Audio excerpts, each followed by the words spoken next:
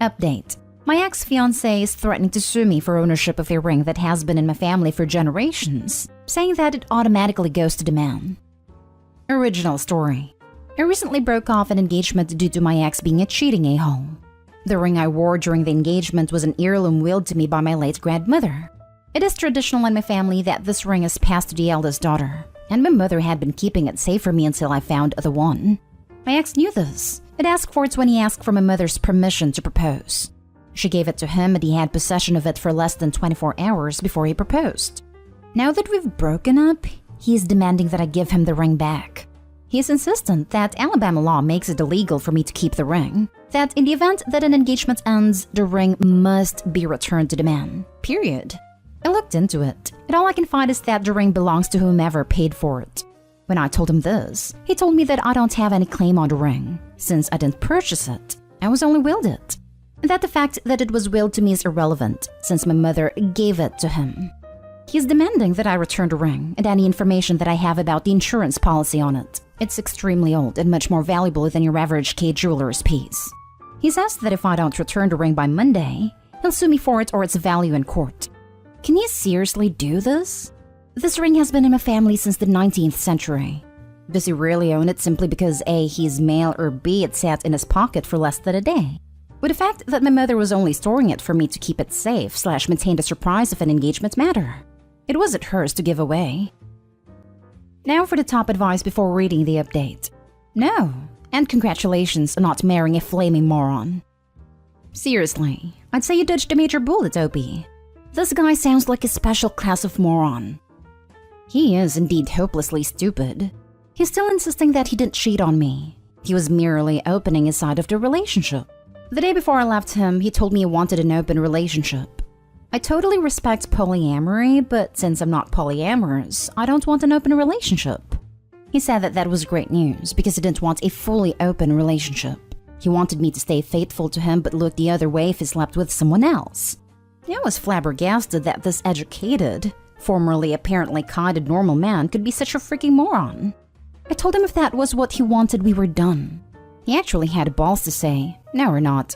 Love you, babe. See you tomorrow." When I got to his house the next day to get my things, he was doing one of his coworkers on a kitchen table I built for him from scratch. I tried to tell him it was no big deal, since they'd actually been together for months, and I'd been happy the whole time. Sorry to unload on you. But the point is that, yeah, you were right. I dodged an intercontinental ballistic missile-sized bullet. I just wish he'd shown the side of him sooner. It had wasted 2 years of my life on someone so monumentally selfish and divorced from reality. Did you break the table? I did not. I briefly considered it, but I made that table out of wood salvaged from his childhood home when it's burned down, and he's extremely attached to it, and I know he'll never get rid of it. So I hope that every time he sits down to eat at it, for the rest of his life, he remembers what an unfathomable trash villain he was to me. Knowing that the table will instill him with a lifetime of guilt gives me significantly more satisfaction than the momentary enjoyment I would have gotten out of destroying the table.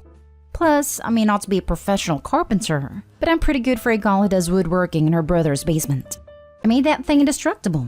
No way I'd be going at it without at least my chainsaw, which silly me didn't think I need when I went to pick up my spare clothes from my douche of an ex. Your ex is acting emotionally in an effort to try to hurt you. Don't let him do it. But I'd also keep the ring hidden away someplace. Emotional people don't always make the best decisions. It's already been returned to my mother's safety deposit box. And now for the update. I wanted to say thanks for all the advice and support I got when I posted on here a while back. I was in a pretty awful place, and I can't describe how awesome it was to have literally hundreds of people telling me what a pathetic douche chill my ex is. I don't have a thrilling update for you. A lot of you warned me to be on the lookout for him trying to take back the ring himself, which my family and friends were also worried about. I'm very blessed to come from a large family, so on Monday afternoon, a few of my male cousins / second cousins / concerned family friends and their firearms came to my apartment to keep me company. My female cousins didn't want to be left out, so they came too, several of them also toting something. Through a garbled family phone tree, one of my uncles completely misconstrued the purpose of the family gathering at my house and arrived bearing a case of liquor and a massive public sheet cake. My grandfather eventually showed up with his banjo and some beautiful pictures of my grandmother wearing the ring in question. As you can imagine, this turned into one of our better parties, and my congratulations on not marrying an a-hole party will live on in family lore. Since my original post, I've gotten a lot of extremely nice messages and calls from my ex's family, all of whom are currently not speaking to him. His brother called me the day after the table incident to ask what happened, and I told him the truth, which I can only assume was passed around. His dad assured me that my ex won't be trying to sue me for the ring, and told me that if I ever hear from my ex again, I should call his dad and he will bring the pain. He also sent me a gift card for several $100s to Home Depot, in case I ever want to make a better table for a better man. Hopefully that will be the last thing about this breakup that makes me cry. I also got an STI screening, which turned out negative. My gyno said that everything looked perfect, absolutely pristine. So I may not be getting married in 3 months, but at least I have pristine genitalia. $10 says the uncle didn't misconstrue anything, and his action was 100% a plan. If something had gone down with the ex, nothing like a sheets cake to prove that it was a regular family gathering and not a premeditated lynch mob. He also sent me a gift card for several $100s to Home Depot, in case I ever want to make a better table for a better man. Holy cow. I don't think there was enough burn cream at Hemisphere for that one. That man is not happy with his son. No, he surely is not. Obviously, my ex can rot in whichever circle of hell is designated for people like him. I want to say second, but wasn't the most enthusiastic Dante student. But his parents are awesome people, and it makes me sick that they're so torn up about how terribly their son acted. There were a lot of "where did I go wrongs" tossed around when they called me. His dad was so mad he took the table back and told him it didn't deserve it. I think that's my favorite part of this follow-up. It made me unreasonably angry in the first post that, after all of that, he was allowed to keep the table. So I'm happy that it has now gone to someone more deserving. Oh my gosh, Opie. The worst part is that, from your post, it sounds like you would have had a great family-in-law. Good luck. Sounds like she might get to keep them at a breakup. Now for the last story. Update. Am I the a-hole for refusing to accept a present my fiancé's mother wanted to give me? Original story. My 36 female fiancé, David, 34 male, and I have been together for about 6 years now. His family is very wealthy. Although I'm very successful and a high earner, my fiancé works for his family's business and makes more than I do. I never wanted to be perceived to as a gold digger, which is why I try to keep my expenses strictly separate from his. I pay for my half of everything. If he ever gives me a gift, I make sure I get him something of equal value. David has often insisted on treating me, but I always refuse. I really don't feel comfortable letting other people pay for me. My fiancé has learned to respect this. After we get married, we will split all household expenses on a 50-50 basis. Our wedding is in October. His parents insisted on paying for a grand wedding for us, but David and I convinced them that we'd rather pay for it ourselves. The other day, David's mom showed me a diamond and sapphire necklace and earring set that she had kept for David's future wife. She said she wanted me to have it and preferably wear it on our wedding day. I felt very uncomfortable with this. I never accept any presents that I can't afford on my own. I told her I was flattered, but that I can't accept something so expensive. I told her I won't be able to give her something equally expensive in return, and I'm not okay with that. She said she didn't want anything from me, and that David's sister-in-law had also been given similar jewelry when she married his brother. I told her I understand it's their tradition, but I can't compromise on my principles. She said okay, fine, but I could tell she wasn't happy. Later on, David told me I should have just accepted the jewelry because it would make his mom happy, and because I'm part of the family now. I explained to him that 1, no, I'm not really a part of his family, not the way he is, and 2, being part of the family doesn't mean that I'm going to mooch off of them. He told me I should compromise and at least wear the set on the wedding day. I refused again. As for my wedding, I would rather wear jewelry that I have bought with my own money. David said he understood and will speak to his mother. However, David's sister-in-law called me this morning and told me his mom is still upset and that I should just accept a gift and that I'm going too far with the independence thing. I have a feeling that David's mom is the one who put her up to this. I do want to know what Reddit thinks. Are they right? Am I going too far with this, or are they crossing the line? Now for the top comments before reading the update. You're the a-hole. For your scorekeeping and rigidly transactional relationship with money. It's understandable not to want to appear to be a gold digger, but marriage is a partnership and sometimes you have to pick up the slack for your partner. What would happen if you or your husband were unable to pay exactly 50% of the bills? Would you divorce? Why would you assume that you would owe your future mother-in-law for a wedding gift? It's to welcome you to their family and give you something that could be passed down to your kids. It was very hurtful to refuse a gift from your future mother-in-law. You could have worn it once and then put it in a safe deposit box. I'm so torn, sorta, on this. I absolutely get Opie.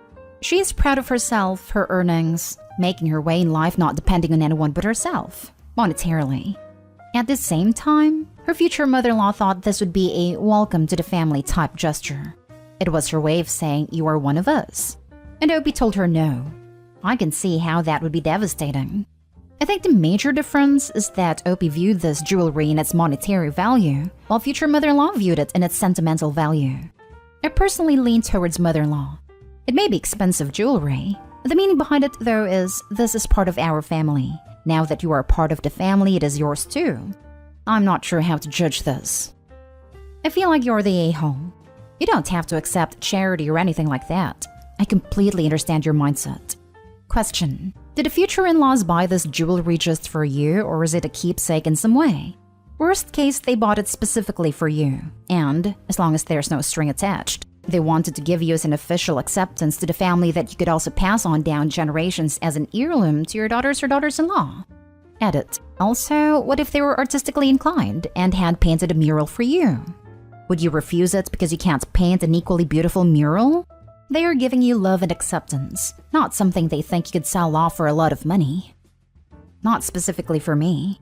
David's mom had various sets made for their daughters and future daughters-in-law. And now for the update. I posted this weeks earlier and I'm now back with an update. I read all of your comments and advice about not thinking of gift giving as strictly transactional, and would like to thank you for your help and your honesty. Anyway, my partner David and I got married just 3 days ago. After posting about the necklace incident and after seriously considering all of your comments, I decided to speak to his mom. The next time we met in person, I sat down with her and told her I was sorry if I had hurt her feelings. I told her that I was honored to know that she considers me a part of her family. My mother-in-law took my hand in hers and told me that she respects me a lot for being so independent. She said one of the reasons she's so sure that her son made the right choice is because it's clear that I'm not with him for his money. She said she was proud of me for all that I've accomplished and the hardships I've had to overcome.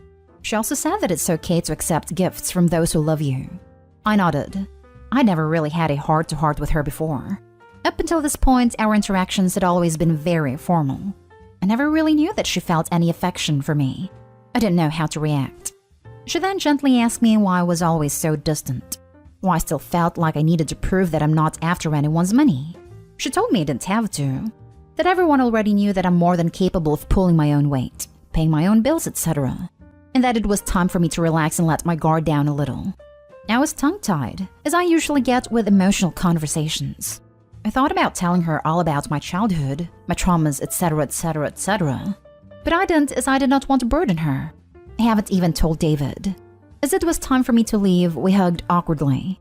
For the first time, I just nodded. If I had spoken, I might have cried. A few days after that, my mother-in-law came over again. She brought with her the necklace and earrings that I had refused to accept. She offered it to me again. I still didn't want to accept it, but I also didn't want to reject it again. I was just trying to figure out what to do. I must have looked stressed because my mother-in-law told me I didn't have to give myself a headache over it. She said it good-naturedly, with a laugh.